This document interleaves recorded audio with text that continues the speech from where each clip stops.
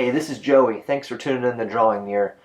Today we've got a video for you. We're actually going to deal with some hunting news. And I know that's kind of switching things up a little bit, but if you've been paying attention, if you've been online or watched the news, you're probably aware that recently two high school kids, Cody Hetrick and Alex Smith, in Pennsylvania, they went deer hunting, end up shooting a deer, and they end up torturing it, kicking it in the face and ripping on its head and antlers. And they recorded the whole thing. So they sent that out to their friends, and then somehow somebody posted it on Facebook, and now everybody knows about it. The Pennsylvania Gaming Commission is investigating this whole thing. So as you look down here in this video, these kids are high school kids, and they're enjoying this. They think it's funny, and now there's an investigation being done. As a result of this, there's a whole lot of news about this, and I'm sure that there's more that's going to come out. So, yeah, just to start off, the teens here, and by the way, this article is from Tom Cleary at Heavy.com, and this was on December 7th when he wrote this. So yeah, the kids, these two high school kids are seen kicking the deer, torturing it. And it's not a good scene if you go down and if you actually watch the video. First thing I want to say about this is, as a hunter, as somebody who is trying to be an ethical hunter, I'm going to come out and condemn what they did. What they did was wrong. That's not how I hunt. That's not how I imagine 90 to 95% of the hunting community. That everybody's going to be in agreement that this was wrong. That's not the way you do it. That's not how I do it. That's not how my friends do it. That's not how I teach or instruct other people how to do it. That's just not the way you do it. And so they did that. Was I surprised that something like this happened? Not really. I mean, maybe that's shocking, but I'm not really surprised that something like that happened. I mean, people have been doing stupid stuff since the beginning of time. So nowadays, we just have devices where we can record our stupid. And they did that, and now they're more than likely going to get in big trouble for it. But no, I wasn't really surprised about that. I'm sure people have done stuff like that in the past. I'm sure people are going to do stuff like that in the future. Unfortunately, this is really going to reflect poorly on the hunting community. And I'm sure we could say this about other communities as well. This gets brought up, and whenever you have some sort of gun ban or any sort of gun talk, people are like, well, look what this individual did, and it reflects poorly upon all gun owners. Even though really it's an isolated case, it's a bad apple. And so you've got a couple bad apples here. They did something really, really bad, and it is reflecting poorly on the rest of the deer hunting community, unfortunately. And, like I said, 90-95%, maybe more, don't do that type of thing. But here we are. We're in this mess now because of that. Along the lines of condemning their actions, here in this article, this second point here, you see that the Pennsylvania Gaming Commission is going to be, they're investigating this. So they're investigating this event, and I'm sure something is going to happen. They're going to receive some sort of punishment, fine, maybe a ban. I don't know what else legally can happen to them. I'm not the expert on that, but I expect that they will be punished in some way by the Gaming Commission.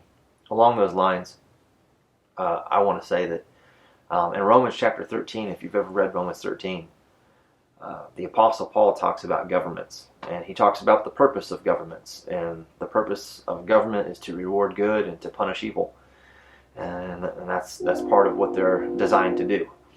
And so I believe it coincides with biblical teaching that these two individuals should be punished according to the law, and to whatever degree that is. They deserve to be punished according to the law.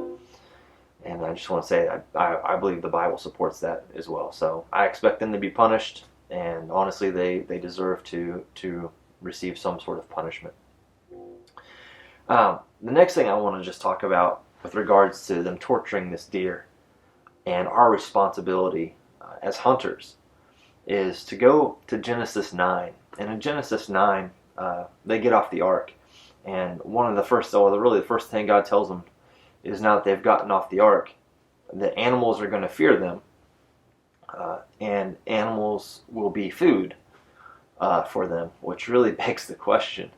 The inference or the implication I get behind that is prior to them getting off the ark, they weren't eating animals as food. So there seems to have undergone some sort of change from Genesis 1, where Adam and Eve and the animals are living harmoniously in the garden. Then they're kicked out, to where we get to the world destroyed and being saved through Noah's family, and then okay, now these animals are going to be food for you. It's an interesting conversation anyway, but we see that God is giving them the blessing. He's giving them the authority. You can eat these animals now, but they're going to fear you.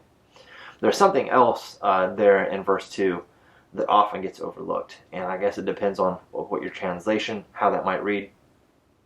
Some translations I think say given over to you. Maybe it's the New King James, or King James says you have dominion over them. And I looked up that word just to get a little bit better understanding of what that means. And it means some of the ways it can be translated is to be given over to be bestowed upon, to be entrusted with, or to be assigned to. And so with our responsibility as hunters, not just being a hunter, but being part of God's creation on this earth, and being the prized part of His creation, created in His own image, we have a responsibility to the animals. Yes, they were given over to us. Yes, they'll be food for us. But to have dominion over something is more than just having the freedom to slaughter things. We have a responsibility to take care of animals, to be conservationists. We have that responsibility given to us by our Creator, and so it's more than just going out and just killing a whole bunch of animals and spilling blood everywhere. And maybe some people have that image in their mind when they think of hunters, but really that's, for the most part, is the furthest thing from. We have responsibility to these animals as well, and so again, I condemn those actions by those two young men. To switch gears from that a little bit, we do live now in an outrage culture. We get outraged by things, and we voice our outrage, and we not only condemn actions, but it seems like we are quick to crucify people. And I believe that's something that has actually happened not only to these two young men, Cody and Alex, but also to their families. As we go down through here, we're reading through how the Gaming Commission is investigating this. We do get this really interesting snippet here that one of these boys is the stepson of the local police chief. But again, the Gaming Commission is investigating this. So again, I don't see these kids getting off scot-free because stepdad is in charge of the police. That's not going to work out. But anyway, one of these kids, his dad's stepdad, is the police chief. But I want to go past that a little bit here if I can, if my computer is gonna. There we go.